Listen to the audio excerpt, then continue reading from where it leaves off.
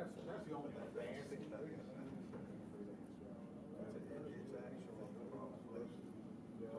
Mark.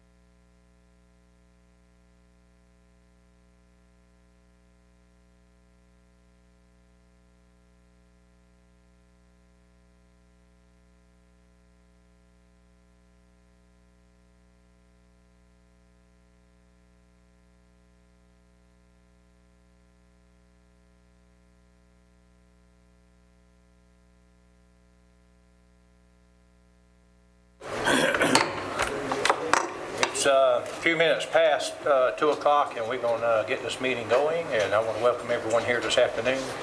A couple of comments. Commissioner Coleman has called, and he's under the weather, so he won't be here at all.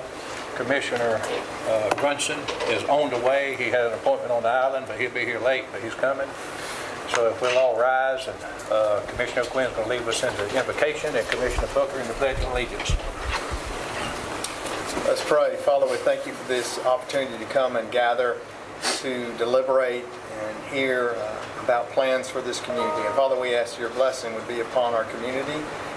We ask that you would continue to protect it and protect all that serve it, our first responders especially, Father. And Father, as we hear and think about what's being presented today, I pray you'd give us wisdom and discernment to make wise decisions, that we would do it with humility, and Father, that we would work towards the peace and prosperity of our community. It's in your name we pray. Amen. Amen. Join me in the pledge. I pledge allegiance to the flag of the United States of America and to the republic for which it stands, one nation, under God, indivisible, with liberty and justice for all. Please be seated, and thank you all. The first item on the agenda, receive an update regarding Glynn County's defined benefit plan. Nyhart Group is going to be here to make a presentation, and I think that Commissioner Murphy may want to do some introductory remarks. Happy to maybe set the stage in view of my role as the chairman of the Pension and Personnel Committee over the last few months. We've been discussing the issue of the pension plan in our meetings, and we discussed it going back last year for a significant period of time. And we've got Mr. Lawrence Watts from the Nyhart Group, who is helps manage our plan, and has a plan design review for us today. But just for background, we currently have a defined benefit pension plan, which is the Cadillac of pension plans. It's a plan that's many public and private companies, corporations have had for years, but more and more are transitioning out of them because of the risks attendant to their function based upon market changes and variabilities. Many of the largest corporations in the U.S. have changed to defined contribution plans from the defined benefit plans. There is some uncertainty and variation between some of the public plans as to whether or not they go from defined benefit to defined contribution. But those that have stuck with a defined benefit find themselves in a position of tremendously increasing unfunded liabilities, primarily because they have not set aside appropriate reserves through the past years and find themselves a bit behind the eight ball. So we here in Glynn County have actually been blessed with rather magnificent returns from two unrelated Kellys, both Gene and David, who've managed our funds over the past 20 or 25 years. I think our return last year on our plan was somewhere in the range of 20%, which is absolutely incredible. But be that as it may, these market returns can't go on forever, and as rates of return fall, and as longevity of employees seems to be increasing to some degree, the input and the set-aside from the county will have to increase. Currently, we contribute 9.8% of our payroll to our defined benefit plan. It was anticipated that we would have to go a bit above 10% next year, but because of the excellent returns that I just mentioned, I believe Mr. Watts will be telling us we can keep it around the 9.8% level. But 9.8 to 10% of an ever-increasing payroll is a very large number for the budget. And as I've mentioned before, should returns not be quite as glorious in future years, that contribution will certainly have to increase. So what we've been discussing amongst many of us, both the pension and personnel, but also with the chairman and vice chairman, is whether or not we should consider transitioning to a defined contribution plan, which very simply put would be very similar to a 401k plan, where the county would certainly have a percentage of salary input, and many of these plans also have an additional input. Should an employee put in another percent, they would have a match. We have not gone down the road of deciding what level of contribution, if we do move to defined contribution, what level of contribution the county would make, or even if we have a match. But one thing we have discussed is whether those in the plan, or those that are currently working towards a vesting in the plan, whether they would be transitioned to a defined contribution plan. And I can tell you with certainty that the commissioners feel that those who are vested or those who are currently in the plan who would wish to stay in a defined benefit plan, I believe the unanimous voice, last I heard, is that we would not transition those defined benefit employees into a defined contribution plan. This would be for new hires and going forward into the future. But those that are not fully vested could, in fact, in all likelihood, switch to a defined contribution plan. Because one benefit of the plan, a defined contribution plan, is, as it seems, the younger employees in public and private corporations, as they begin their employment, they're not necessarily looking at a 30, 35, 40-year employment.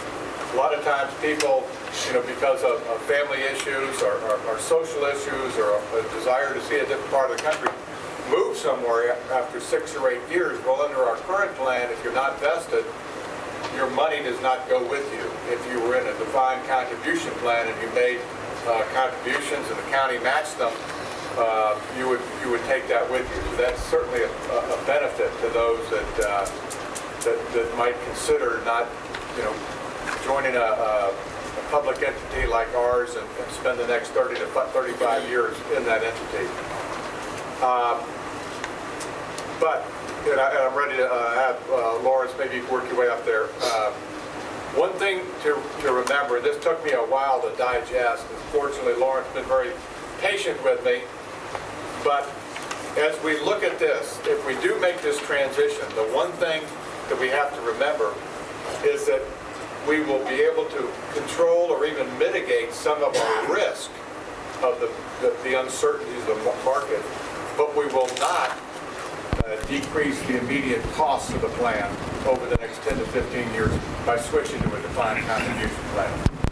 So with that, Lawrence Watts, help everybody understand what I just said. Sure. Thank you, Dr. Murphy, Mr. Chair. Again, I'm Lawrence Watts with Nyhart. I'm the actuary for the current defined benefit plan.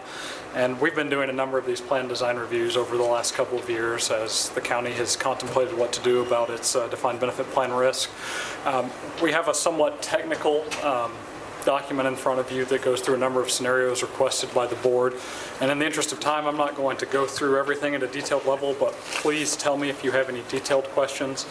On slide 3, basically, what we were asked to do ahead of this work session and prior meetings was to look at the impact of closing the defined benefit plan to new entrants only. So as Dr. Murphy said, hey, we're going to let the current employees, if they want to remain in the DB plan, stay there, but let's look at what would happen if new hires would enter the defined contribution plan. And so close, just as a reminder, means that people will still continue to earn benefits under the defined benefit plan if they are in it. There are just no new entrants that are going to join it. Then we looked at a number of partial scenarios. As Dr. Murphy said, what would happen if some number of people who are partially vested or not yet vested in the defined benefit plan we're able to choose whether to go into a new defined contribution design or remain in the existing DB plan and see what those costs would look like. And then the third thing we were asked to do by the board was, hey, maybe the board doesn't want to immediately go to a defined contribution plan, but we want to mitigate the risk some other way. And many public entities require employee contributions mandatory as a condition of employment, and how would that mitigate the long-term costs of the plan? So that's what the document in front of you shows. On page 5, there's a brief description of what the 4 charts are. The first 2 charts have a number of different scenarios that show some of the risks that Dr. Murphy is talking about. What would happen if instead of your current assumed discount rate of 7.5%, roughly that means that you're assuming that you're going to earn 7.5% in the markets every year. What if that were only 6.5%? And that's what we use to calculate your liabilities. And you can see there are very different shapes there. Notably, the cost would increase quite a bit if you only earn 6.5%, but you'll also notice that the shapes are different. If you go to a defined contribution plan over the long term, well, your cost is defined. It's only whatever you guys decide the structure would be. In our examples, we have assumed 6%, but that's just, again, for illustrative purposes. Whereas in the defined benefit plan scenario, those costs would be higher because the liabilities are higher and it takes time to pay off those unfunded liabilities that Dr. Murphy referenced.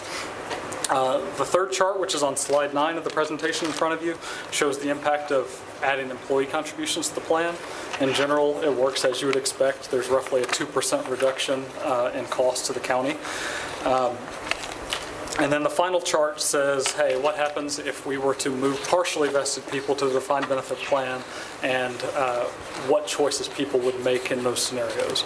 And I have to caution that that's something that's very hard to predict because it's going to depend on who exactly would choose to remain versus who would choose to stay.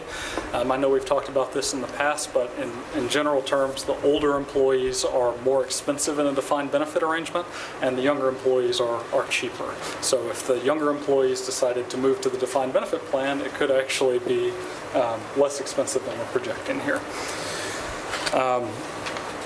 I don't want to go into the weeds too much, but slide 7 is where I'll spend most of my time on the graph side of things. I'll disclose that this is done based as of the last valuation report date, which was 1/1/2019. We have not yet updated these numbers through 1/1/20. We're waiting on data, but Mr. Murphy said that there were exceptional returns last year, over 19%, according to the plan's investment advisor. So that's going to make these numbers look a little bit better. The costs are going to be lower. There will be a little bit less volatility in terms of that gap between closing the plan and the plan remaining open, which is that red line. But in general, this is the shape of how things are going to work. So you notice that that red line is what the current plan is projected to be if you meet all of your actuarial Which page are assumptions. you on? I'm on page 7, I'm sorry.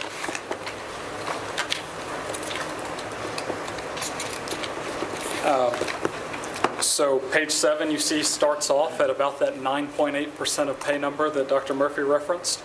If you were to close the defined benefit plan immediately and put in a DC plan with 6% of pay contributions and then allow partially vested people to go into the DB plan, you see that that green dotted line is actually a little bit higher than the red bar. And we talked about this a few months ago, and this is what Dr. Murphy was saying. In the short term, costs might actually increase because you still have to pay off that unfunded liability that exists while still making the 6% contribution for existing employees. Now you notice over time that eventually gets paid off, and that blue dotted line is, hey, let's just pretend that we were kicking everybody out of the defined benefit plan, which is not on the menu, as Dr. Murphy said, but you see that costs would immediately drop, and you would level out just above 6% of pay about 20 years from now. The important thing to note here is that there are going to be risk reductions that you can't see just in this graph. And if you flip over to the next page, on page 8, you'll see what happens in that scenario I was describing earlier, where the plan basically earns 6.5% every year instead of the assumed 7.5%. You'll notice that the line jumps up very high in that first year, up to about 14% of pay under the current plan scenario. But look at how different it looks, say 15 or 20 years from now. Notice that green dotted line is actually below the red line in that scenario. and that's because you've closed the plan to new entrants. That's that risk reduction that Dr. Murphy is talking about. Hey, if the markets don't perform and things aren't as rosy, you're going to experience some cost savings. But then, at the end of the line, 20 years from now, 30 years from now, after all the unfunded liability is paid off, you're still getting to that baseline 6% of pay that we chose to illustrate the defined contribution plan. Does anybody have any questions there? Because I think that's the key of these technical details, is that, yes, we might be projecting higher costs in the interim, but that comes with a benefit of risk reduction if markets are not to perform. Okay, off of the technical stuff, on slides 11 and 12, this is really just for your reading. If you leave the meeting today, the Government Finance Officers Association, the GFOA, has a list of best practices that they promulgate and publish for entities exactly like you all who are considering moving from a defined benefit plan to a new defined contribution arrangement. Things to think about as you decide on the structure, if this is ultimately the direction you want to go. At a high level, you basically want to make sure that you're providing your employees with a projected livable retirement benefit. Make sure that you're taking Social Security into account and any other federal programs that they might be eligible for. They highly recommend looking at tax deferrals, so structuring the plan in a way that's going to be most advantageous to your employees for tax purposes. Looking at employer matching, how those things want to be structured, how you guys as an employer want to reward career employees versus new employees, that sort of thing. I won't read through all of them there, but I think that these are very important things that you need to think about as you're contemplating a new plan design. The last slide, and this was a specific request from somebody on the board that I want to hit on, is on slide 13. And that's what's going to change from a fiduciary perspective on the county's side. So you've had a defined benefit plan. Your pension committee has run things very well for decades. They know what they're dealing with. What's going to change if you move to a defined contribution arrangement? And thankfully, you guys have a 457 plan, so you're familiar with a lot of this. But this will be expanded because now, if you move to a defined contribution arrangement for the general retirement benefit, that is everything for these employees. So you need to make sure that your employees are well educated, they understand their investment decisions, their educational resources made available to them. You all will have a fiduciary responsibility to provide a reasonable array of investment options. And you'll also have to hire a record keeper and an administrator. And some of that can be done in-house, or and her team will be able to handle it. But you'll also have to think about who you might engage to keep up with individual account balances and record keeping duties. With that, I'll turn it back to Dr. Murphy, I guess, or Mr. Chair, if you guys have any questions or anything that you'd like me to expand upon. Okay. What's the cost to move to a contribution plan? That would fully depend on what you all decided to do in terms of the structure of the benefits. You could make it as generous or as lean as you wanted to. The projections that we've included in front of you are assuming a 6% across the board contribution. From what I've heard from members of the board, is that something with a matching situation might be more palatable. So maybe you do something like, hey, we're going to give everybody 4% of pay, and then we might add another 4% as long as the employees are contributing 4% themselves. You have a lot of flexibility and freedom in how you structure the benefits. But the cost, to answer your original question, depends upon those exact parameters. So then the employee would actually be getting 12% overall. If that's what you designed, yes, sir. Yeah, in that case. You know, Lawrence actually put on page 16, there's some local plan examples. For instance, Bullitt County is 6.5% of pay.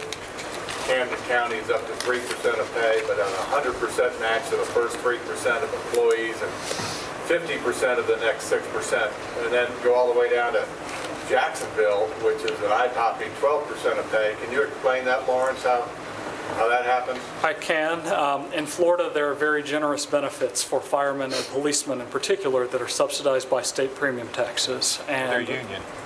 Their union, that's correct. And the city of Jacksonville had a very similar discussion to Glynn County a number of years ago where they wanted to have risk reduction. And because their benefits were so generous on the defined benefit side, they had to basically come up with a very high defined contribution benefit in order to make the negotiations work. I was not around for those negotiations, but that's how I understand they went. Well, if I understand that, of the 12%, the employees contribute 8 of the 12, so So the the net city benefit's 20. the net is 20. That's right, yes, sir. That's my understanding. I'm not the actuary for Jacksonville, but that's what I understand. And the reason that is because in those Florida defined benefit plans, there are often very high mandatory employee contributions. So there are cities where employees are required to contribute over 10% of their pay for their defined benefit plan, whereas Glynn County has never required employee contributions. Just a different world.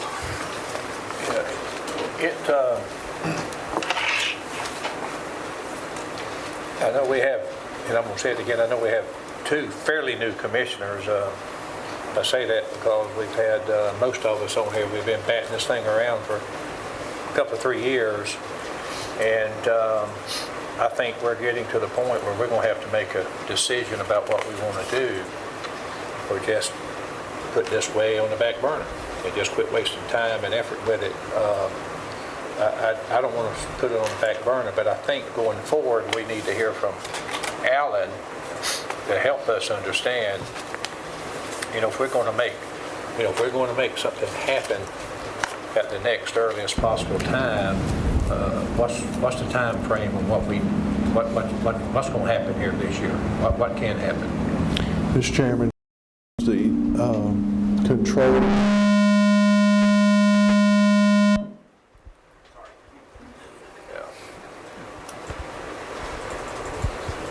Talking about his pension there. You cut you off. Mr. Chairman, Commissioners, the plan year is January 1st. And so if the board contemplated making any changes, they would be the earliest they could be implemented would be January 1st of 21. Several things will need to happen between now and then. The first decision that needs to be made is by the Board of Commissioners. And that decision, one, do you want to keep things as they are? If not, then what do you want them to be? Once that decision is made, we need to involve the plan attorney to get their legal review to make sure that there are no legal issues moving forward. And then what I would recommend is that we send out a request for proposals for a provider. Somebody like ACCG, Nationwide. There are many organizations out there that provide retirement services, and have them come in and help you structure the plan that you want, and then be ready to go January 1st. But there's a lot of work that needs to be done, and essentially only have about 10 months left. So, direction is needed by the board if you do want to make a change as soon as possible, so we can move forward. And if I just make one comment about that, my understanding is there is some anxiety about basically taking employees off a very generous and well-structured defined benefit plan, put them in a defined contribution. There's some sense that maybe we're leaving them to their own devices, and they would be unsophisticated investors and make bad decisions. But any of the retirement plan services that we select provide those levels of education and management and investment options that really Absolutely takes that fiduciary burden off of us. We just need to make sure, if we do this, we select the right retirement plan service. But once that happens, these are professionals, and that's what they do. They educate people who need education. That's correct, Dr. Murphy, and a very valid point. The county would still be and always fiduciary responsible. So we would have that responsibility, but whichever retirement group that you choose, that's what they do, and that's why you choose them, because they are the professionals. They provide guidance and education. As Lawrence said to the employees, that is a requirement to provide education. there are things such called target funds. Basically, if your retirement date is 2040, you put it in a target fund, and it is based on that retirement date of 2040. So, I mean, that's just one option, but there are many options. Our employees do not have to be savvy investors, because that's what you hire the professionals to do. Yeah, just to be clear, if we move in that direction and current employees in the defined benefit plan, they will get to stay there if they want to. Is that right? That's a board decision. A board decision. So if they stay in there, they would get the same contribution that they get now, correct? Yes, sir. That would continue to work like it's working. Yes, sir. So nothing would change. If that's the decision. Yeah. Right, but that's a decision we have to make. You know. We'd have to make that Right, decision. right. And then this would, if we make that decision, then what the people this would affect will be new employees. And anybody, we can make a decision that, wouldn't we be able to make a decision that anybody that's in a defined benefit plan now, if they want to go over to a defined contribution plan, they could do that? So they'd have that option. Maybe some folks that hadn't been in as long would want to go over. The ones that aren't vested, Yeah. who may be anticipating leaving, Yeah. they might consider that for a few years before they leave. But the other option that Lawrence mentioned quickly was, and Lawrence's partner Heath has a daughter who's an Illinois school teacher, and her defined benefit plan for her tier of employees makes them make a contribution to the defined benefit plan. So that's the other option. Is have an employee contribution to the defined benefit plan to take some of the risk and burden off the public entity. But So you're saying if you kept it, we would, instead of doing 9%, we may do 6 and have them do the other 3? that would be an option. But that's just, it's a little more complicated. And If we wanted to do that. if we wanted to do it, I mean, could you do that for new hires only, Lawrence? Yes, sir. That's, you guys might hear other retirement systems talking about a new tier of benefits. You Right. could make employee contributions, you could lower the multiplier, you could have a later retirement date. All of those things are on the table for a new hire. So say we did that, Lawrence, and a new hire came in and their contribution was 2 or 3%, and they left after 6 years. It'd be a similar circumstance. Would they take any of that contribution with them? Yes, sir. Typically, if you were to leave unvested, you're always vested in your own employee contributions. Okay. But if I may, the plan would benefit for funding purposes because the county would have been making contributions on their behalf for the employer side over that time. And that's why the costs, if we switch now to defined contribution, aren't going to suddenly plummet down to, let's say we use the number 6%. They're not going to go down to 6% because part of the function of the defined benefit is if an employee leaves presently after 7 years, all the money that the county has put into the plan for their benefit that they don't take with them stays in the plan. That's So they've funded the plan, even though we funded it on their behalf, but they take none of that with them, But they get it. which derives to the benefit of the employees in the plan. That's right. There's no portability there now. Right, right. If we make the change, they'll A defined contribution would give them portability, the defined benefit does not. Commissioner Murphy, as chairman of the pension committee, have you asked yet, or could we ask for some test scenarios, if, of just some arbitrary plans that we could run numbers on, so that the commission as a whole could begin to see, like 3 or 4 test programs, with some guidance from the pension committee? Well, I think that, isn't that what your charts are showing essentially, Lawrence? They are. I'm not sure, Commissioner, if I'm understanding your exact question. We could show benefits under proposed defined contribution arrangement. Yeah.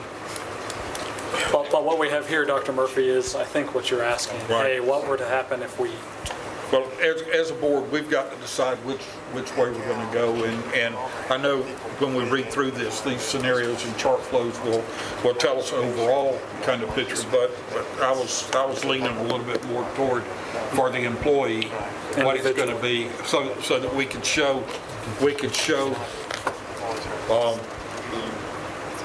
if we make a transition, if we leave existing employees on the design benefit plan, then we could, we would have some scenarios so that we could consider what we think is best for the county and our employees. Yes, sir, and that's a very good point. It's something that the GFOA actually explicitly recommends. We have done that in the past, not this plan design scenario. Again, that's with the placeholder 6% design for replacement. Right. So if you all had specific ideas, we'd be happy to refine them, but Mr. Hours and I can certainly get that for the board. And Mr. Hours, we talked about if we decide to make a change, it'll take effect January of 21, but for budget purposes, don't we need to have this decided by July so that we know what numbers to put in our budget, starting the 2021 budget, so that we know what the last half of next year will cost us? So is our timeline, what my question is, should our timeline move up? We need to have this decided by July 1 or with our budget number? I don't know. That's a really good question. I would need to work with Lawrence and Orr and discuss that. The annual contribution right now is probably going to be relatively the same, around the 9.8%.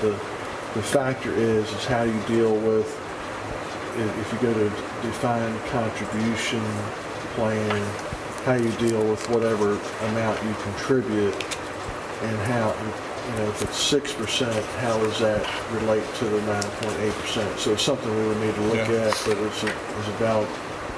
Well, most of these charts show our initial cost will go up. So All of them do. yeah, so and as we look at this, we need to know how to budget, and so what I'm saying, Mr. Chairman, is we need to get this decided the first half of the year.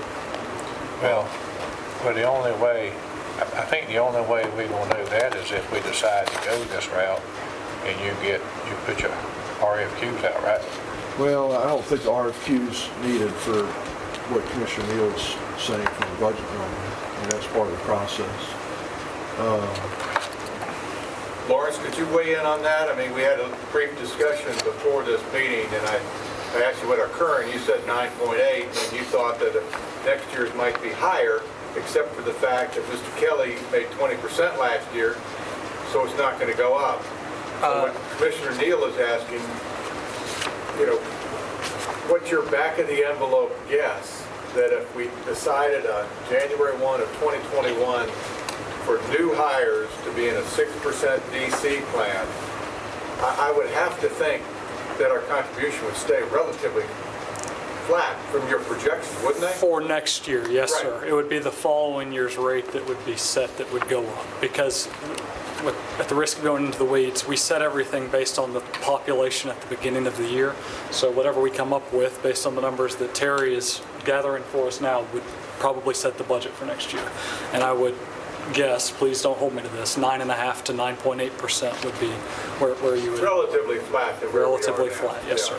So I don't think it's So, going to be... well, but if we decide on a combination plan, Right. that we can leave existing employees where they are, new employees go in, but we get into a contribution or matching fund, those won't push our numbers up in the first year? They will, but you probably won't hire all of your new people at the beginning Sure. of the year, right? So we come up with our percentage of payroll based on the population as of a certain point, right? So that happens in the current defined benefit plan too. You might lose some people that are cheaper or more expensive, and so the number throughout the year might not be exactly right, and then you just recalibrate next year. In the defined contribution plan, you'll have to get it set up through payroll with Mr. Hours so that those funds are always available as you hire new employees to have that money sitting there. How does this, Alan or impact recruiting of employees? It may be positive, I guess, if you have younger employees who want to have this portable, but for certain jobs, there folk who are maybe more experienced may see it may be easier to attract them if we have the defined benefit. So that's another consideration, especially since I know we've had issues in the past with recruiting certain skill sets, especially in the planning department. I mean, we have gotten a Pam Thompson with a defined contribution plan at the wage that the range that we have, because we did the study, and if I remember correctly, we were kind of in that middle range. So if we're in that middle range for wages with a defined contribution, how does that impact the recruiting versus staying in that middle and having a defined benefit? Commissioner Booker, without asking individual questions, I can't answer the question. I have talked with some employees, and based on my informal survey, it's about 50-50. Some like the defined benefit, some like the defined contribution. My sense is the ones that like the defined contribution are thinking about mobility. And they're younger, but some of the younger ones I've asked like the defined benefit. I think the most impactful issue that affects employees in terms of recruiting is the unknown. And that's really been my conversation with people that I've tried to hire for Glynn County, is the unknown, because they've asked me, well, what's the retirement program? I wish I could tell you. I can tell you what it is today, but, and so to me, We need to decide. we need to decide, we need to clear up the unknown. To me, that's the most difficult piece, is we just don't know right now. And so if employees do know, then that's a choice that they can make. So I think that's the most important issue for the commission to clear up, is settling. Either we stay with what we have and move forward, or we change to some other type of plan. Now, I will caution you on the having new employees contribute 2 or 3%. For example, if you hire a police officer this year at $30,000, and you hire a police officer next year at $30,000, police officer you hire next year is making 3% less than the officer you're hiring now, but they're doing the same job.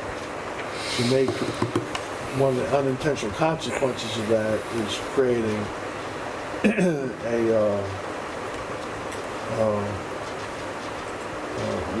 less pay for the same job. Also, in terms of recruitment, if they know that they can go somewhere else and not have to contribute 3%, their wage may be higher. So just something to consider.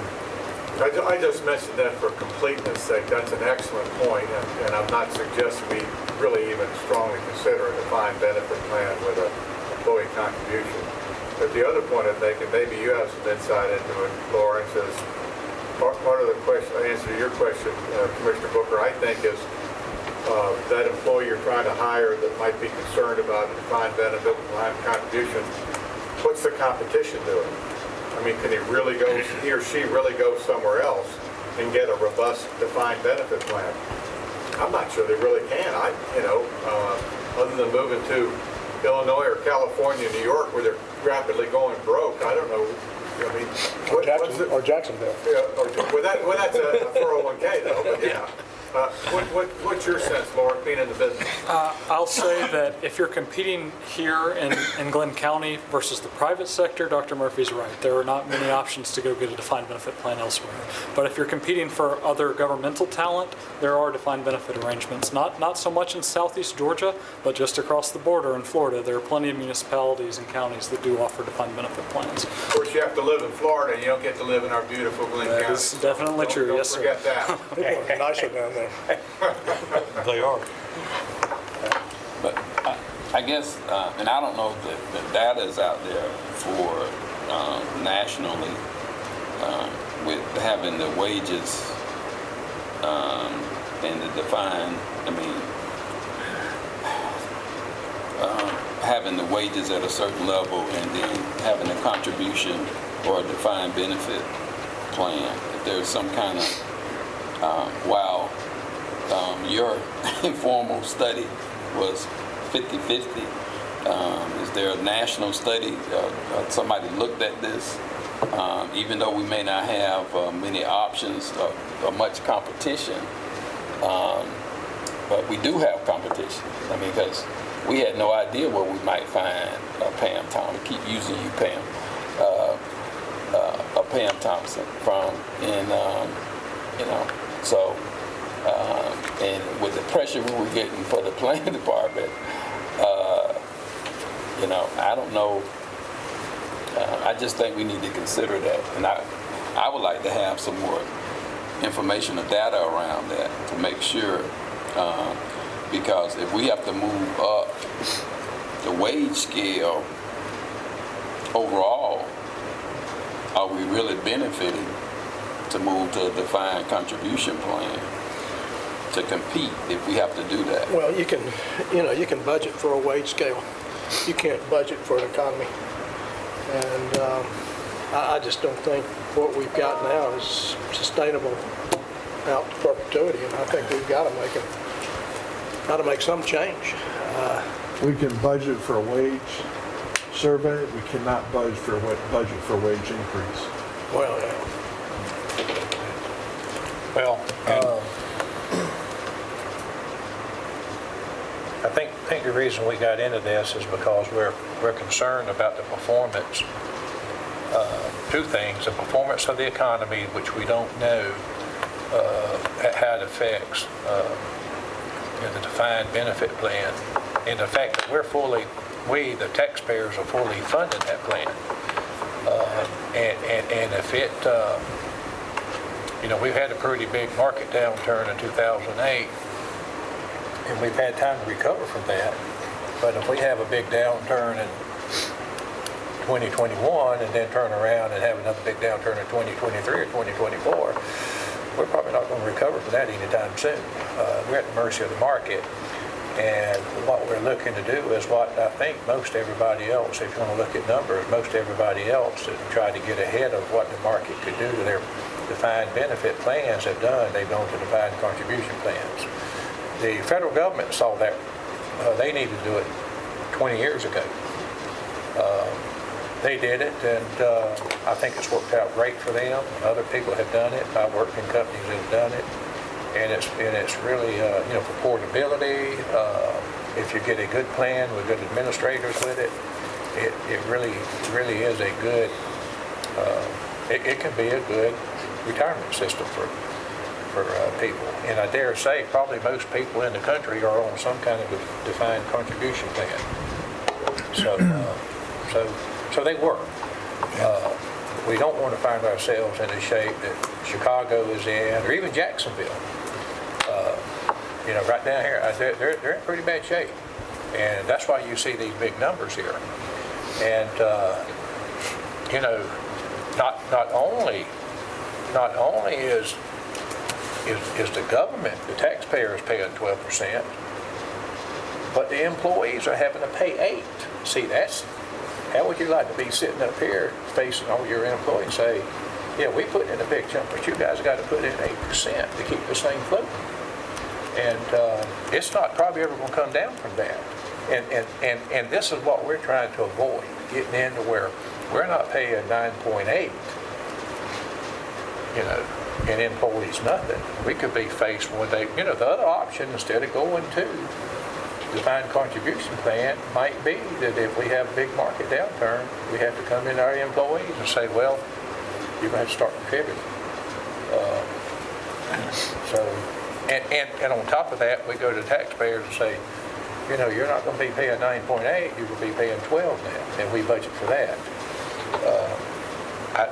We have some pretty tough decisions to make, but this decision, I hope, is based on, do we want to avoid what a lot of these other municipalities around the country have got into, and because they hung on with the defined benefit plan, and their only funding for it is taxpayer revenue.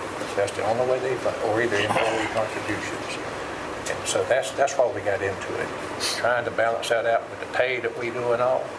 I would suggest that we see what we come up, because we don't know what we're going to come up with. If we make this decision to move forward, the next step is that we're going to learn from some companies. If I heard you right, we'll hear from some companies about some proposals about what to do, and then we'll start working on that, what we want to do. Is that right? You're going to put out a request? Mr. Chairman, we can, but I think it'd be helpful to have direction from the board on what type of plan you want to be able to put out the proposal. And when you say what type? Defined contribution, defined benefit? Yes, defined. In other words, let's just say for discussion purposes, the board's decision is everybody that's currently vested in plan continues in a DB plan. Everybody that's partially vested in the plan, okay, option A is to continue the plan. Option B is to switch to the defined contribution plan. Everybody currently employed, not vested, either partially or fully vested, can stay in the plan. That's option A. Or option B, can switch to the defined contribution plan. Every new employee after January 1st, 21 is in the defined contribution plan. The defined contribution plan consists of 3% contribution by the board, and an additional 3% if the employee matches 3%.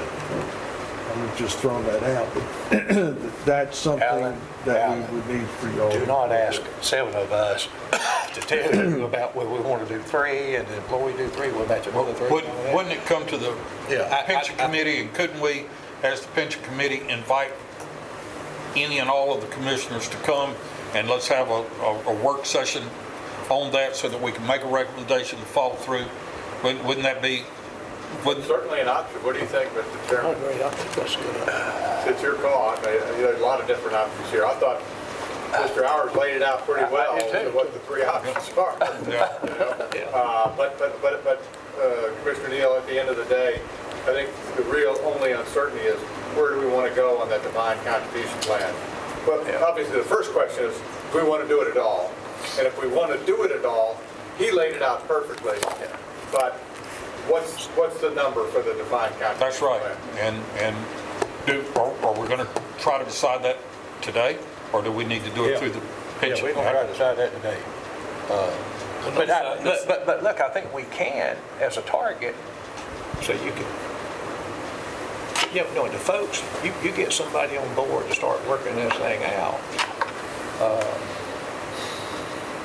There's going to be presentations made to us, and we may say, hey, we said 3% back in February, but we think we want to go with 4 or 5%. Why can't they adjust what they? Well, I mean, they can, but my thought is when you go out for RFP, you've already made the decision, you're changing. And that RFP is to bring a company in here to design that plan for you. I mean, they may present some different options, but the decision's been made. If you're still running scenarios, NIHARD can continue running scenarios for That us. was basically what I was. We don't need to go out RFP for further scenarios. We need to decide, I think, how do we want to treat the current employees in such a way that is best for the future of the county and them. And I think from there, then we can make a final decision about this. And it's the ones that are vested, the ones that are not invested. What do we want to provide them? And that may take a work session to decide. I think Mr. Howard laid it out really well in that those that are vested stay in. Those that are employed but aren't vested stay in defined benefit if they wish, but if they wish to to take up a defined contribution, then make that transition on their own choice. You know, let's say you have somebody who's been here 2 years, but he realizes that for some family situation, they're not going to be here after year 7. They're going to move to California to be, you know, with his wife's parents so they can look after new kids. Right. If they switch to the defined contribution, they take 5 years of a basic 401k with them. If they don't have that option, they take nothing with them. So I think it gives the current employee, you know, I think it's best of both worlds to me, but that's, I don't know if there's any other options to do other than that. But I mean, as far as matching contributions or whatever, I say matching as far as what the new employees would have to contribute. I might be asking too much of you, but it seems to me you run some numbers based on what we have now, and if we move people over to defined contribution, okay, you had to use some kind of a number that they would be contributing to be able to come up with charting the performance of the plan. We assumed that the county would make a 6% contribution for everybody, total, so. All right. That's this line right there. Yeah. That was the placeholder that Lawrence put on for the purpose of this scenario. But Lawrence, the question I guess is being asked is, and Mr. Hours, do we really have to come up with that number today or in the next week, or isn't that something that could be decided once we look at who responds to a request for proposal and comes in here and we listen to their experience? You know, what works best in like-minded. Why not leave it open like for a 3% to a 9%? You know, somebody to come in here and tell us maybe 3, 6, or 9. How do we prevent what you said also, Alan, about the police officer?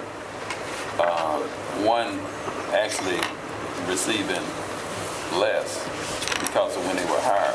Well, I think you prevent that by the contribution to the defined contribution plan as being voluntary.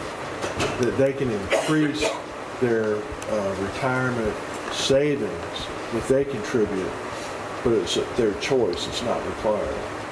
We have, for example, today we have the nationwide plan. So employees choose, if they want to contribute to the deferred comp plan. I don't see that being any different. It's just extra contributions they would make, but the board would set whatever they contribute to the plan. So it would be optional for the employee to contribute. Is that what you're saying? That would solve that issue. Under the defined contribution. Okay, but we would contribute whatever we're going to contribute. Yes. But it would be up to them. What kind of participation do you have in that nationwide plan? So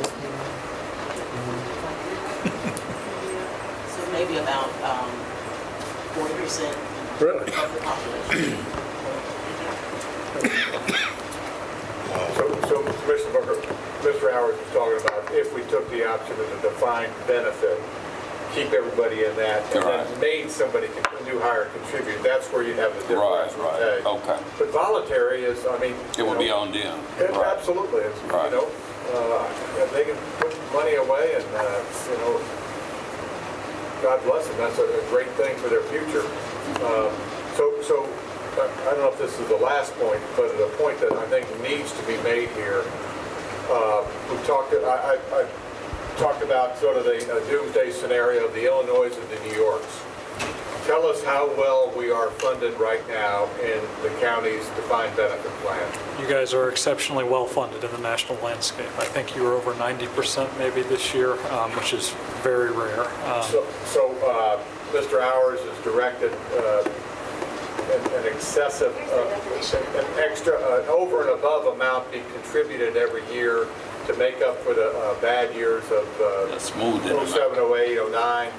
And so we are not in a dire situation here, but we have really been blessed since 08 with just a tremendous return on equity that obviously isn't going to last forever, but we're in good shape, and I think Mr. Howard deserves a lot of credit for that, as do Mr. Kelly and Mr. Kelly.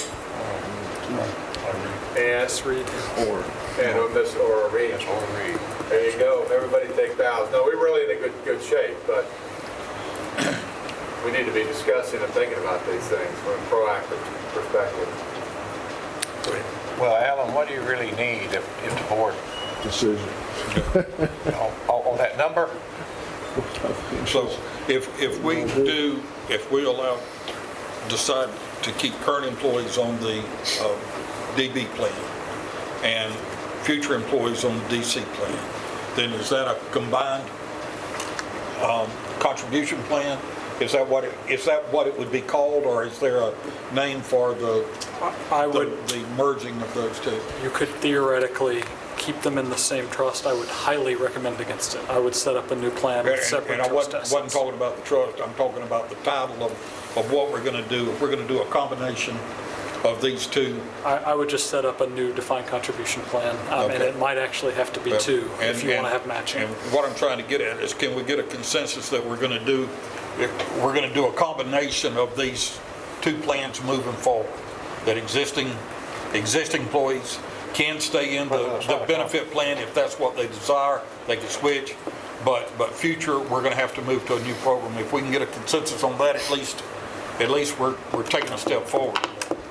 Y'all good with that? I think that's well said. So that I'm clear, the currently invested employees would stay If they wish. if they wish. No, not for vested. Oh, I thought you said vested. Right, oh, okay, I'm sorry, I misheard that. right. So we're not moving them out into a defined contribution plan, right? Now, for the employees who are new, they would have the option to move to a defined contribution. I think a better way to say it, Commissioner Booker, is to define it as vested and not Not vested. vested. So we have really three classes right now, or help me if I'm not stating this right. We have vested, we have partially vested, and we have not vested current employees. Is that right, Warren? And so vested would stay in the DB plan. A decision we made whether or not to allow partially vested employees to switch or not switch. And then the decision, Who made that decision? the board.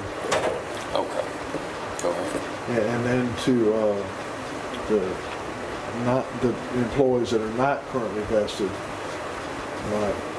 if I'm hearing correctly, I think your wishes are for them to have the option to either stay in the DB plan or to switch to the defined contribution plan. But that decision would need to be made. So those two decisions, and then all new employees would be January 1st, 21, would be automatically in the defined contribution plan. So the vested is easy decision basically made. Employees as of January 1st, 21, decisions would be made, defined contribution, then you have to decide what to do with the employees in the middle. Right.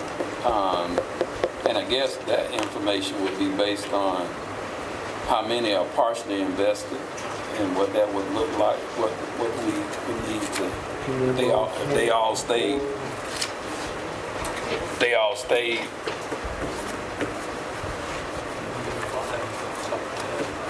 I think it's maybe a couple hundred, but that's a guess. There would be people who were hired between 2010 and 2015, I think, would be partially vested. So is that an actuarial question of sorts, or is that just a decision by the board? It's really a decision on the board. That's just a decision by the board.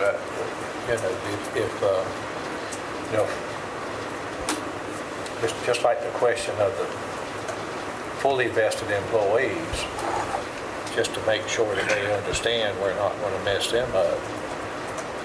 We're going to make a decision that they stay in their defined benefit plan. So we make that decision. It's going to be our decision whether we want them partially vested, right? That's the next question. That's the decision, it's partially, that's the decision, Right. it's partially vested. Because we have some Non-vested, they've got an key option. employees that are partially vested, and so that then we have to deal with the consequences of if they ended up deciding not to stay at some point as well. I guess that's what I'm thinking about. Are we talking about giving them an option to stay in? That would be up to the board. Well, that's who I'm talking to. I know I'm looking at you, Alan, but Is that a decision that we got to make today is what I'm... Yeah. Do we have to make that decision today? we're trying to No, we give some can't. direction, I guess. Yeah, he's trying to get an idea of what we want. One of these companies, like Nationwide or something. Right, but the key, one of the keys to the decision is before we go trying to recruit a company to help us develop the plan, Ed Emerson is the plan counsel. We need to run everything by Ed to make sure that there aren't any legal issues, and he's okay with it. I get that, but we don't even know what the hell the attorney is going to look to see what's legal and ain't legal yet. All we know is what the existing employees or fully invested are going to do. They're going to stay right here. That's all we know. And I'm sure that's legal as all get out. But the rest of the stuff, you know. Yeah, right, the partial, what are we going to do with the partially invested employees? What are we going to do? Right. Do you need additional information to help make that decision? That's Yeah. why I was thinking I about would, needing to back the pension. since, for my part, since I think it's best thing is really a defined contribution plan, I would be willing to say they all have to go into the defined contribution plan that we come up with. The partially invested? Well, you know, if you want to take a poll in the next 2 weeks of everybody, partially see what they'd like to do as a group, and we probably have that much time, but Why wouldn't you let that be their decision? Partially vested. Partially vested, or just somebody who's been here a year, working enough to be vested at 10 years? If they figure this is going to be where they stay the rest of their life, they have the option to stay in the defined benefit versus... I thought that was the whole reason that's the non-vested. reason we're bringing someone in, though, is to flesh through that. Is that not, am I missing that? Peter, that's the non-vested we're talking about there, that have the option. Right. Why The wouldn't partially vested is Why wouldn't you give the same to the partially vested. Well, I don't know. well, you could. I mean, I think everybody's got a different... How about, give them the option, but they have a certain time to make it. I would suspect most of the partially vested would want to stay in the defined benefit plan. What is partially invested? What's the year that means partially invested? Do you want me to, or would you like Aura to explain? Okay. You hear the question? So what's partially vested? Definition of partially vested. So partially vested employee is one who has not reached that, what is it? Fully invested. Yeah. So if you're hired before 2015, July 2015, and you have 3 years or more of service, you're partially vested. Okay? Fully vested is someone that's hired prior to that date. It's someone that's worked 10 years. If you're hired after 2015, you have a 10-year cliff. So that means that if you leave next week, next year, whatever, you walk out the door with nothing. If you were hired for 2015 and you have less than $5,000 on the books, then you can take that money for the ones that were hired prior to 2015. So the vested means that you've been here for 10 years and you were hired before 2015. Partially vested, if you were hired before 2015, you've got 3 or more years. You hadn't reached that 10-year mark, that's partially vested. And then the not vested are the ones that are hired after 2015 that have a 10-year cliff.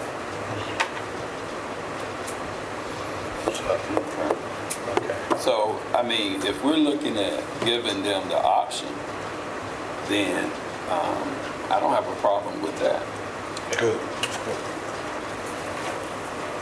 Now, do we want to look at, for the ones in the defined contribution, looking at having, deciding what that contribution might be? Do we need to decide that? A match or anything like that? I don't think, no, they have to do that today. Okay. Mr. Hours, if I may, it might be helpful to know if you really want a match, because if you want to match because of technical tax reasons, you might have to actually have two plans set up, a 457 and a 401. So if a match is something you want to consider, it should probably be in any RFP. Sorry, thank you. So we are talking about then offering a match for the new employees, or Well, or what? that's a decision as well. I mean, I'm looking at the chairman. that's what I stated in my scenario, but that was just based on a scenario that's been presented to you in the past. You don't have to require a match. That's an option. You can. I guess I was because saying it wrong. We will be contributing though, something, right? Right, but is that dependent on the match or not dependent on the match? Right, okay, right. Okay, I'm okay if it's not, that it doesn't have to be a requirement for them to match. Then, for the defined contribution. But do we need to decide on what our contribution would be? We don't have to do that today. No, because I'm thinking, Lawrence, if they don't require a match, employees can go and defer contract. That's right. Yeah, keep it simple. Yeah, there'll just be one plan. All right, so, Easy. okay. So restate it, Chairman. All I want to know is, has he got enough to move forward on? You got enough to move forward on? I think we do. It's recorded somewhere, whatever. So basically what we're doing is vested, they remain non-vested, have an option, partially vested an option, and new employees defined contribution. That's where we Yeah, are. right. Boom, boom, boom. Now, we can, you get somebody on board, whatever they come up with, what kind of plan, then they could factor in if we decide we want to have the employees make contributions. We can do that. They can look at that. They can, or not. That defines the new percentage. We'll run that by our attorney. Yeah, run it by, because That will be our first step. I'm not so sure we're settled on that, but I don't, you know, it seems to me you have to almost look at someone that can put forth a plan. Should be able to put one with a plan. Here's one with no contributions from the employees, and here's one with contributions at a certain level. I just think you almost have to have an apple, you know, comparison apples with apples. But it would be, it really, I don't know if that matters if we know we're going to contribute a certain amount, and then it's their option. If they want more money in their retirement, it'll be up to them based on what their salary is. Well, then we you have have to have a deferred plan where they can contribute. Yeah, that's what I'm saying. Make it an option for them to contribute, but not a requirement for them to contribute.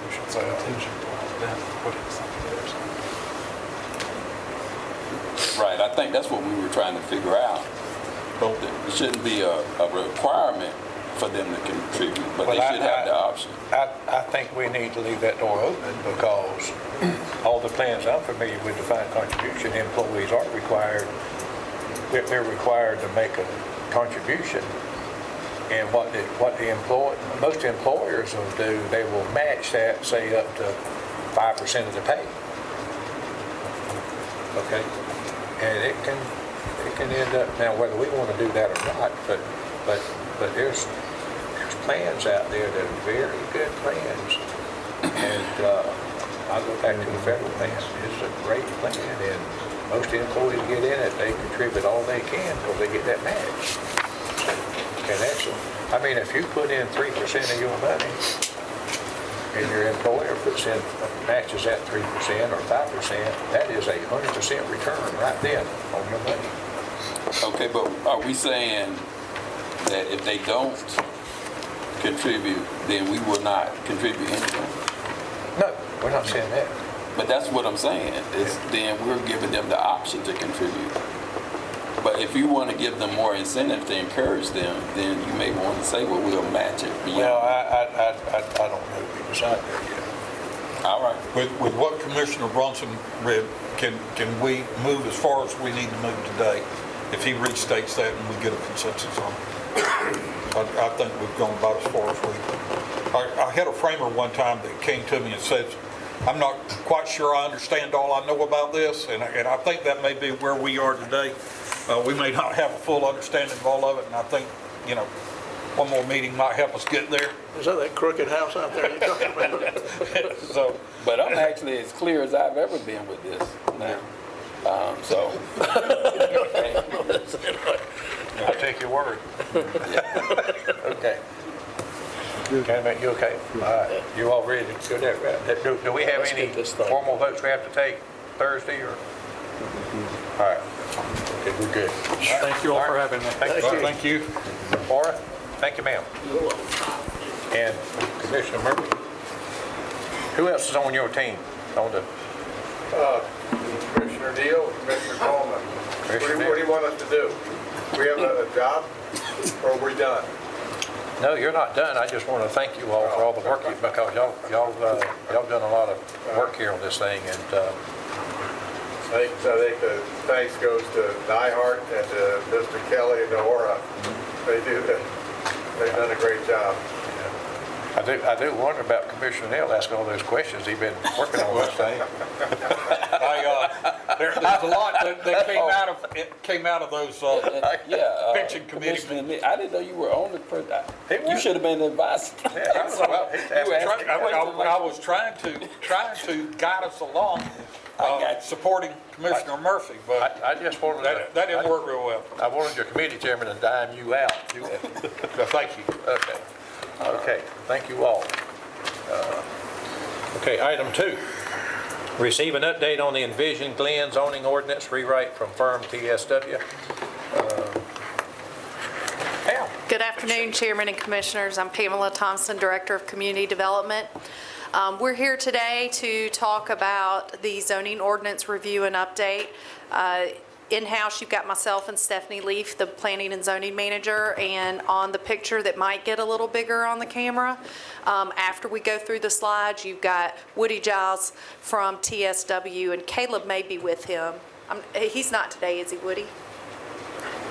Caleb is here. He's going to jump in and be a part of the presentation. Perfect. So we have both our consultants with us today so that you know we adopted the comprehensive plan in October 2018. One of the main work action programs was to update our zoning and subdivision ordinance comprehensively. Those were adopted in 1965 for the first time and have not been comprehensively updated since the early 80s. So we had a series of public input meetings. We had some work sessions with you all. We had some meetings with our joint planning commissions who are operating as our stakeholders for this project.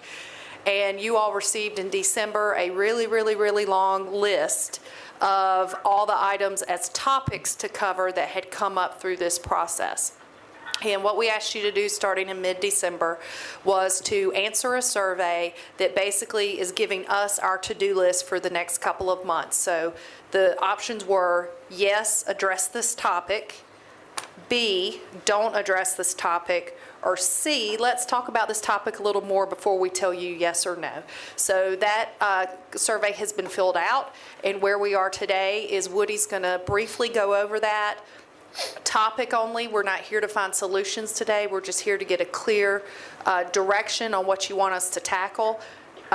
He'll let you know what we got definite yeses on, what we got definite no's on, and we will hopefully answer any questions and get clear direction on those maybes. And my goal is, I'm leaving here with some direction, so I'm going to work with you. Well, I'm going to leave here with direction, so if I'm not clear, I'm going to ask you. But what will be the next step after this is once we basically get our marching orders, we're going to work through that. Woody and Caleb know best practices. They know from other communities. They know solutions. And then we'll come back with some draft solutions to these topics that we discussed. We'll have another round of public input, another round with the stakeholders, another round with you all. So today, this is by no means a final decision. This is just what topics you want us to invest our time on and energy on to bring you back solutions. So unless you all have any questions now, I'm going to turn it over to Woody Giles with TSW and let him walk you through our few slides. But he can't control the slides, so he's going to wink at me or something, and I'm going to hit the button. Sam is in control. Can everyone hear me all right? Yeah. Yes. Great. So thanks again for having us. I'm Woody Giles, and I've got Caleb Roscoe here just off screen. But thanks for including us on the agenda. As Pam mentioned, and you can go to the next slide. Really, what we're here to do today is just confirm direction. So everyone has seen our policy, our diagnostic report. Are we doing okay IT-wise? While you do the intro, I'll do a little bit of, yes, we're great. Okay. So everyone's seen the diagnostic report, and this is a method that we've done in many communities, and really why we're here to talk to you today, which is to make sure that we have all the right questions on the table before we get to actual solutions. So the meat of the diagnostic report was all of these policy questions, and those are all the questions that we provided to you, members of the commission, in the survey. And what we're here today, as Pam mentioned, one of the questions is something about fence regulations. So our goal today is not to decide whether fences should be 4 feet tall or 20 feet tall or different on the island versus the mainland, but just to say, yes, we should keep talking about fence regulations. That's something that should be a part of the zoning update. That's something that should be part of our next public meeting and part of our next conversation with you, the commission, and basically keep talking about it. And later in the spring, we'll have actual potential solutions to that, and we can come back to you and say, hey, you said we can talk about fence regulations. Here's some ideas of how to do that, and we'll bounce those off of you again. So the goal of all of this is for us not to basically write a zoning ordinance if there's something you're not, we could spend all of our time writing the best fence regulations in Georgia, and you could say that's not a priority. So we want to be efficient with our time and pursue the best policy solution.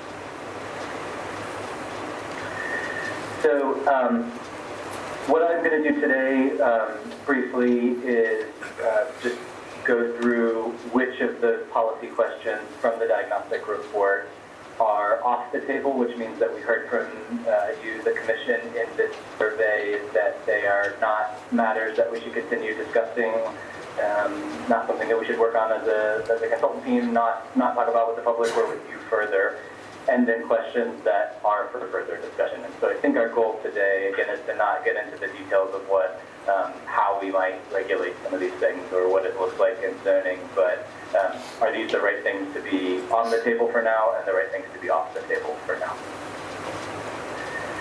So any questions before I jump into the policy questions? All right. I have one question. How did you decide that was it the majority of the commissioners' response to the diagnostic survey?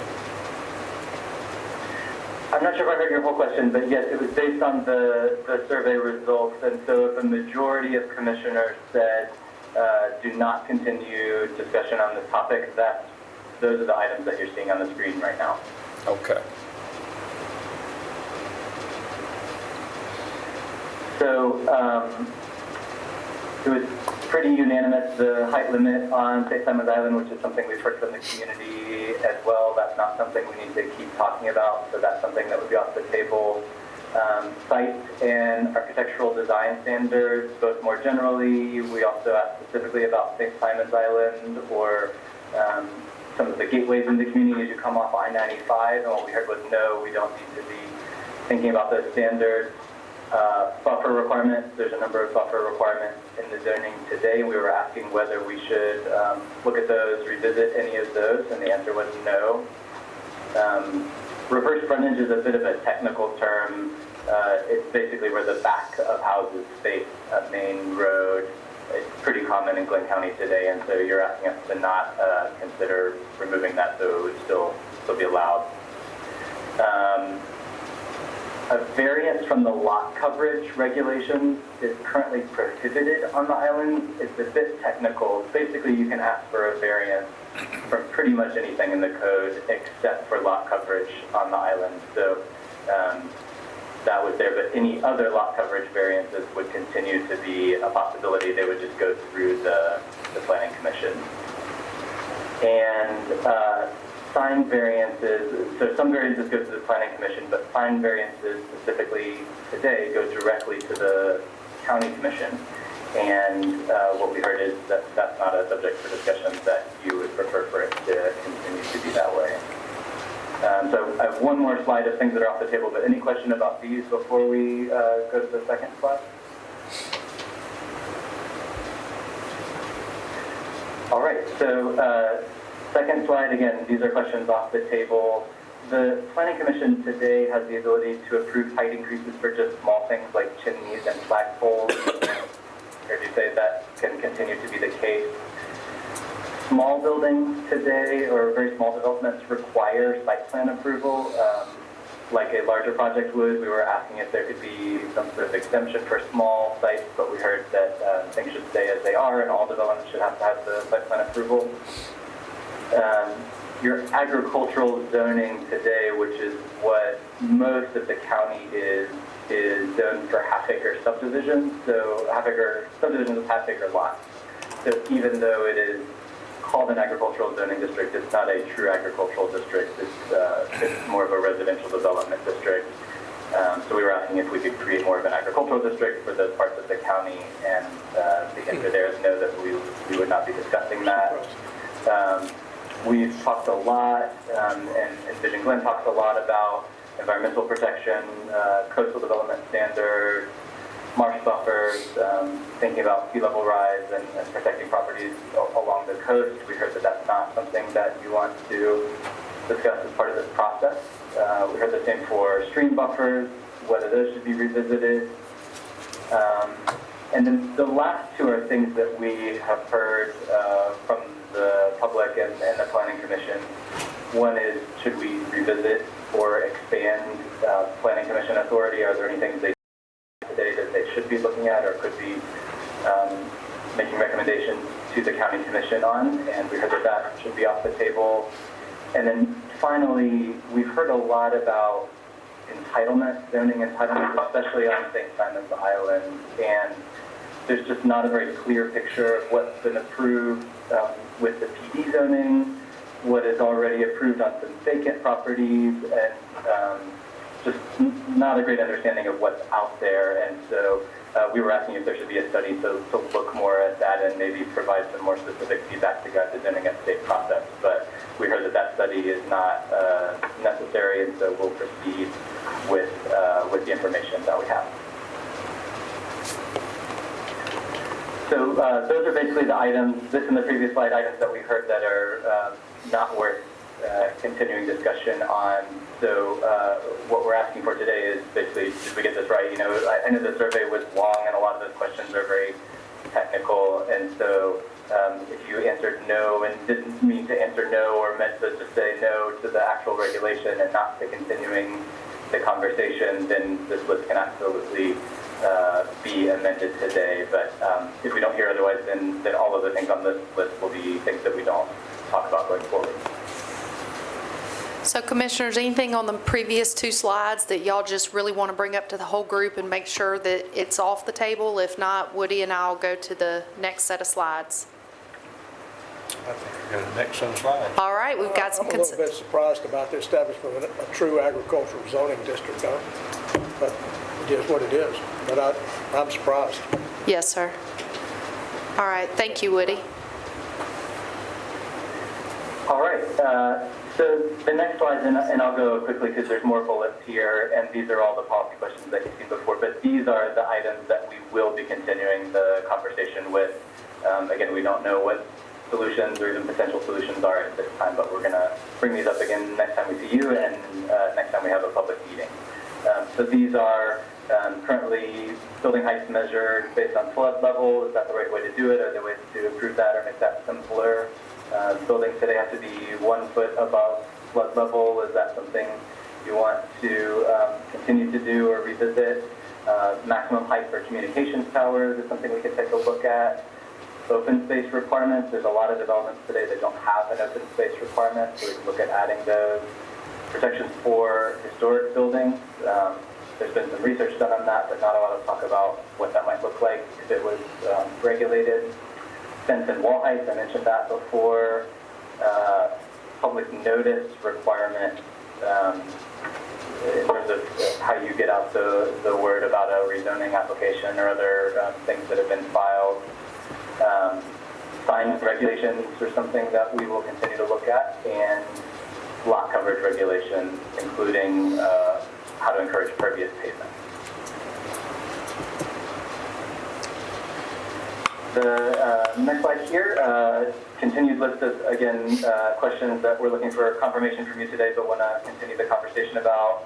There's no true neighborhood retail zoning district today, so we want to propose thinking about one of those and seeing what it would look like. You have a lot of zoning districts today, so one of the things we noticed initially about the code was maybe some of those could be consolidated and reduce the total number of districts just to simplify things. PD zoning, we've heard a lot of comments about that, and one way to address some of those would be to provide basic standards for PD development. New mixed-use zoning districts might be an opportunity to create more walkable developments or true mixed-use development. Small subdivisions can be approved administratively today, so we'll continue to keep it that way, but take a look at those regulations to make sure they're appropriate.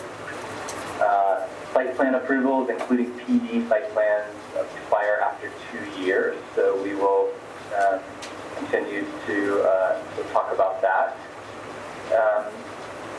The site plan review criteria for planning commission, we've heard for both the planning commissions and just our initial reading that those may need some tweaking, so we're going to take a look at the flexible engineering standards, that just allowing engineers to do things that are better for stormwater or site design that may not be strict engineering standards or alternate standards, so allowing them to use those.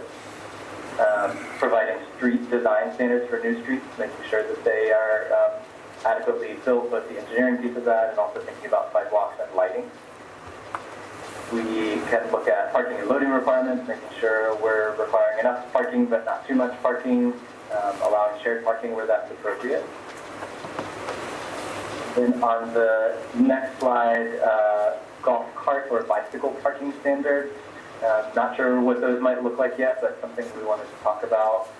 Street connectivity requirements, making sure that developments connect or share driveways so that not all the traffic is on the main roads. You have a little bit of that today, but maybe looking at expanding some of those requirements.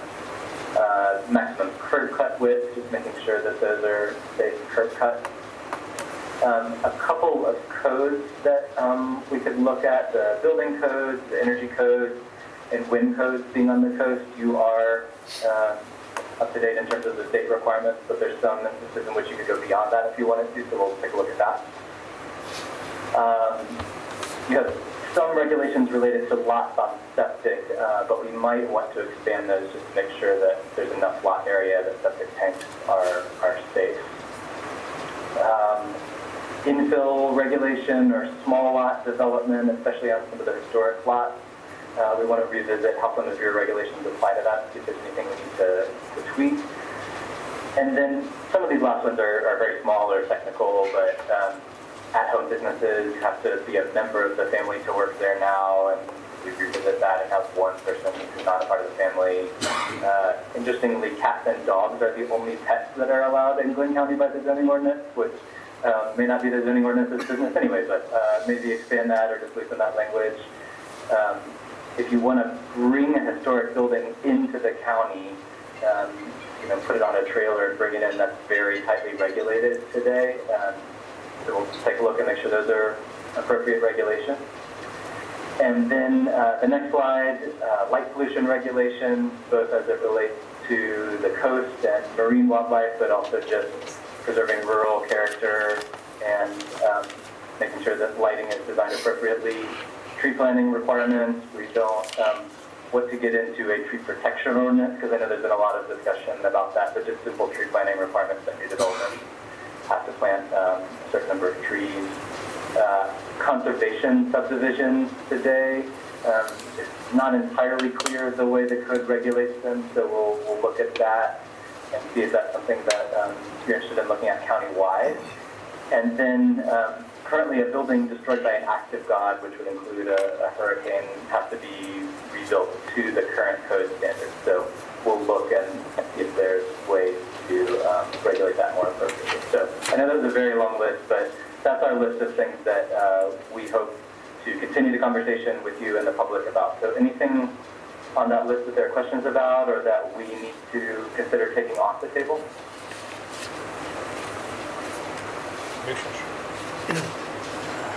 Anything we should take it on? I think we're all good with going forward with further discussing those.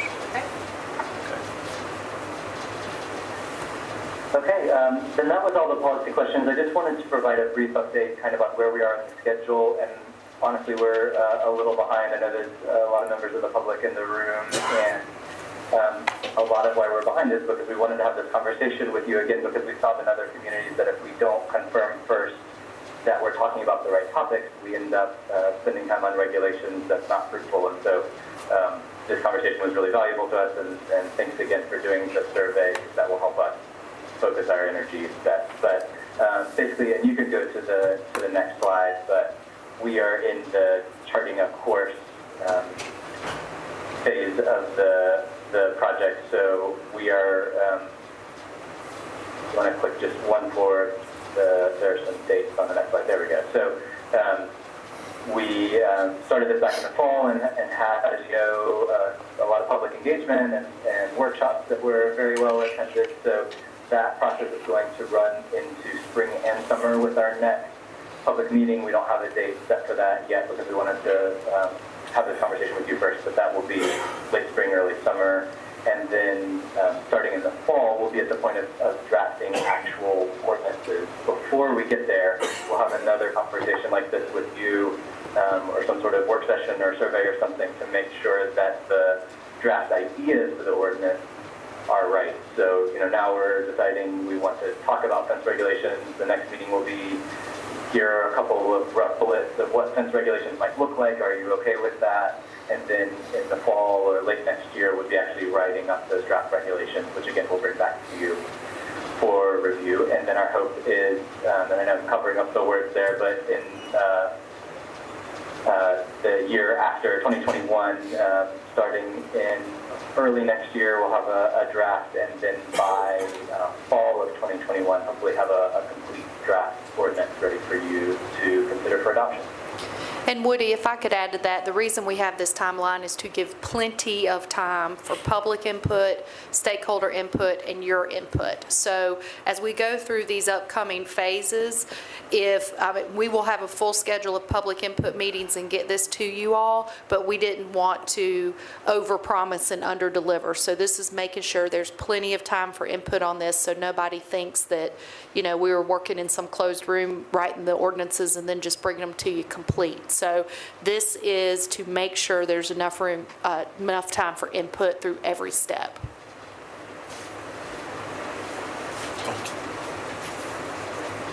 Is that it?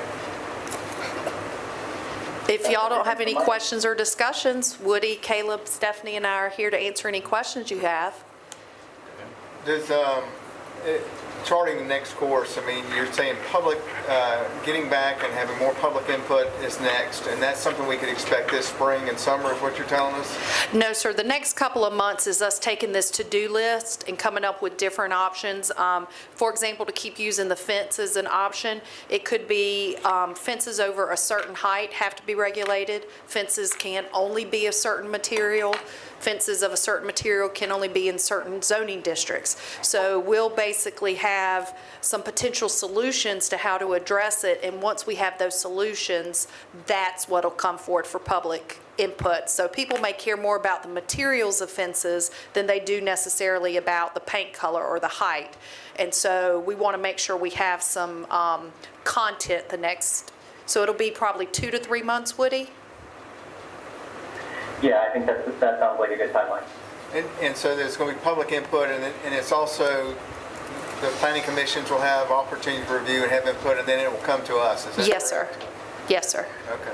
And in that sense, you all will give us the final direction on, are we regulating fence height, fence location, fence materials? Which of those potential solutions to address that issue are you sending us forward with? And then we'll come back with those draft regulations. And once we have that, then we'll have a whole nother round of input for everyone. And I think I saw where the draft would be here by the fall of the year. Yes, sir. And then we have time to digest the draft. All righty. Just one more thing. So you're anticipating in the next 2 to 3 months, all these bullet points that we're talking about, additional consideration, they're going to flesh through these, come up with solutions and ideas, and then present them? No, sir. We call fall October, November, December. So for the next 2 months, we're going to come up with here are the potential solutions, get the input on that over the summer months. And then it's going to be September, October, November, we're drafting that. So we're going to be back to you November, December, January with here's the actual suggested code. Okay. That's right. And now that being said, we put in enough time for that, so when you get the potential solutions, if at any time y'all say, hey, we want to do another round of this, that's what we've built in. So if we get those potential solutions, we have a work session here. Y'all have the ones almost like this list where you're like, okay, we can absolutely reach consensus on those. These we need a little more study on. We've got time built in for that. Okay. I think we're satisfied. Thank you, Chairman. I appreciate y'all's time today. Thank you, Pam. Thank you, Woody. Thank you. Okay, item 3, receive an update regarding the proposed changes to the Airport Commission ordinance. What we got for that? Doug? Chairman Brown? You doing that? Come on. Well, actually, I'm not the one doing it. Henry Stringfellow was supposed to come present, but she is getting Judge Kelly to give you a call. She's in Judge Kelly's courtroom. So she has the presentation. Okay.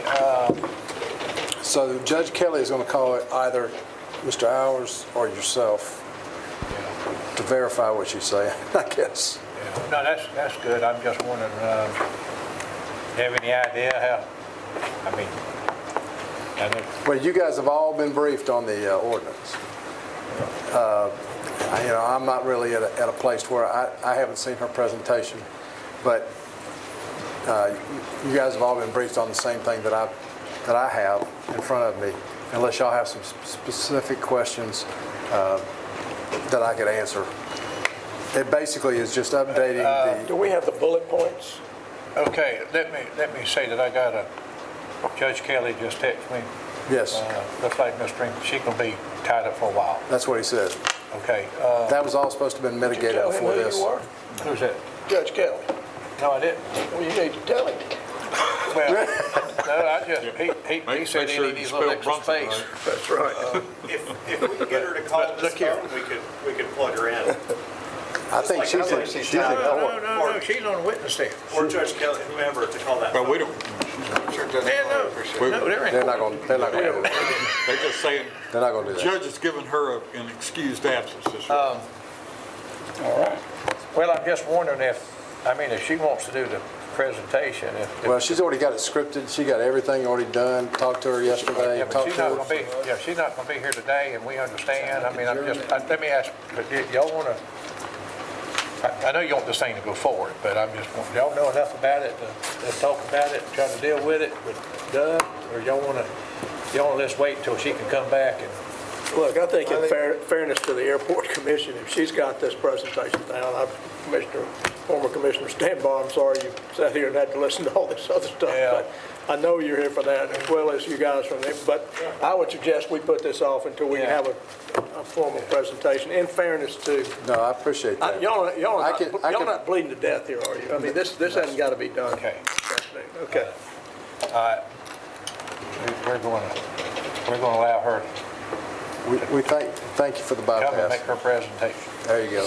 We're going to allow her time to get off that witness stand today and get settled down, and then she can come to us, okay? Okay. We'll just schedule something. Okay, grand. Okay. Thank you, Thanks sir. a lot. That's all we have on the agenda. Mr. Attorney, do we have anything for executive session? Mr. Chairman, I was late today because I had to speak before the St. Simon's Rotary Club, and the question of the hour over there is Commissioner Murphy going to continue with the town hall meetings after he's no longer a commissioner? And I'm serious. I answered the question. I said, Taylor will back me up on this. I said, I asked him that, and he started laughing at me. I'm still laughing. They want you. They want you, Peter. They want you back over there. Commissioners, we adjourned.